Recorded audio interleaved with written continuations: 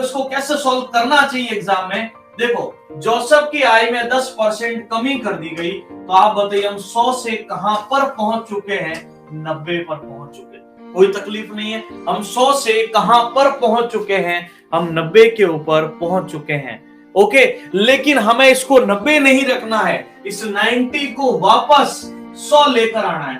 आप कहोगे 100 ही क्यों लाए, 110 क्यों नहीं लाए? क्योंकि हमें पूर्व स्तर पर जाना है वापस, और हमारा पुराना स्तर कितना था, 100।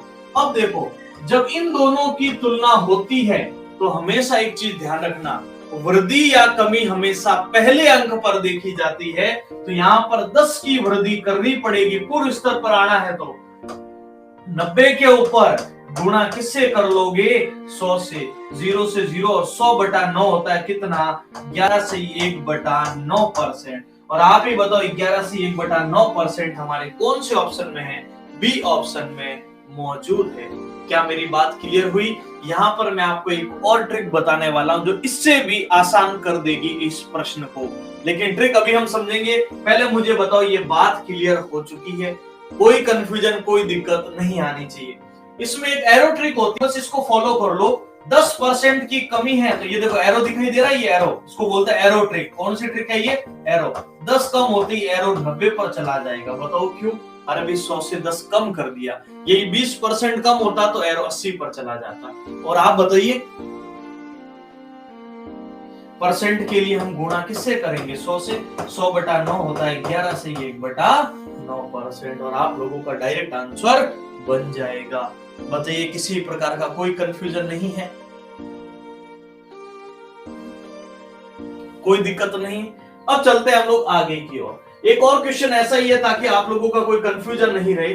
किसी वस्तु पर 20% कर कम कर देने पर राजस्व अपरिवर्तित रहता है, तो इस वस्तु के उपभोग में कितने परसेंट की वृद्धि हुई है।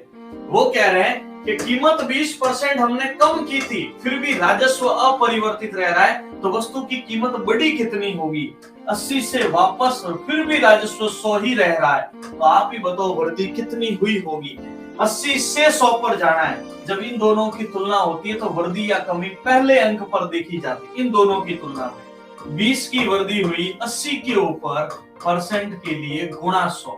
20 से 80 कटा 4 बार, 4 से 100, 25% आपका उत्तर होगा। और ये रहा बिल्कुल राइट आंसर। आप इसको प्रूव भी कर सकते हो, बताओ कैसे करोगे। अरे भाई इससे 20 कम करना है ना, सॉरी इससे 25% वृद्धि करनी है। 80 का 25% यानी उसका 1/4, और 1/4 20 यूनिट होता है, और 20 यूनिट कम करोगे, 20 यूनिट बढ़ाओगे तो वापस कहां पर पहुंच जाओगे आप, 100 के ऊपर। अब मुझे बताओ बात क्लियर हो चुकी है, कोई कंफ्यूजन कोई दिक्कत नहीं होनी चाहिए। आगे बढ़ते हैं हम लोग। चीनी के भाव में 40% वृद्धि करने पर किसी परिवार को चीनी की वार्षिक खपत में कितनी कमी कर देनी चाहिए जिससे परिवार का खर्च ना बढ़े। देखो खर्च ना बढ़े या वही रहे या अपरिवर्तित रहे, अब कंफ्यूजन नहीं होना चाहिए। चलिए चीनी के भाव में 40% वृद्धि हो गई, तो आप बताओ चीनी का भाव 40 की वृद्धि हो गई, कहां पहुंचा, 140। कितनी कम करे जिससे परिवार का खर्चा नहीं बढ़ना चाहिए, 140 को वापस 100 लाना है। खर्चा तो बढ़ाना ही नहीं है, जो 100 है उसको 100 ही रखो। 140 से 100 लाना है तो हमें कमी कितने की करनी पड़ेगी, बताओ। आप कहोगे 40 की, कितने पर, अरे भाई 140 पर।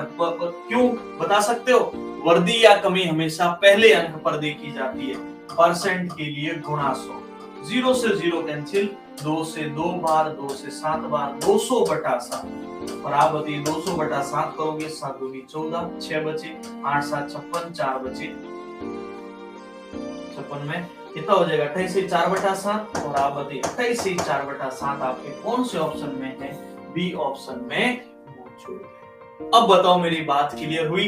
वैसे 14 से 2/7 का ये 100/7, 14 से 2/7 है, इसका डबल है, तो 14 का डबल 28 और 2 का डबल कितना हो जाएगा, 4 यूनिट। अब मुझे बताओ बातें समझ में आ रही है। और सभी साथियों से मैं वापस बोलना चाहूंगा, लाइक शेयर करो या ना करो, लेकिन सभी बच्चों को कमेंट करके जरूर बताना है कि वीडियो सेशंस आप लोगों को कैसा लगा।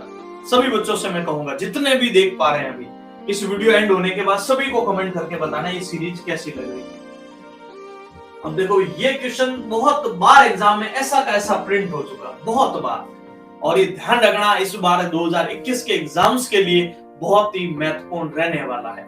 ओके, चलो, किसी वस्तु पर दलाली की दर 4% से बढ़कर 5% होने पर भी एक दलाल की आय अपरिवर्तित रहती है, तो उसके व्यापार में कितने परसेंट कमी आई?